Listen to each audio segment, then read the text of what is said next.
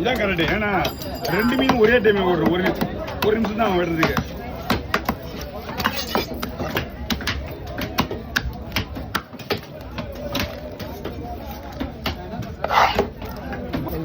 மாசம் மாசம் தான் வருதா இல்ல பழையபடி 3 மாசத்துக்கு ஒரு தடவை தான் வருதா? பையன் இப்பா எங்க வீட்டுல எங்க மாமியார் வீட்டுல நான் போர் கிடையாது. அந்த பக்கத்துல பசங்க எங்க மாமியார் வீட்டு பக்கத்துல போனது இப்ப தான் பேசணும். ஆனா நான் அங்க போய் எல்லா ஒரே வீட்டுல 10 பசங்க இருக்கானுங்க.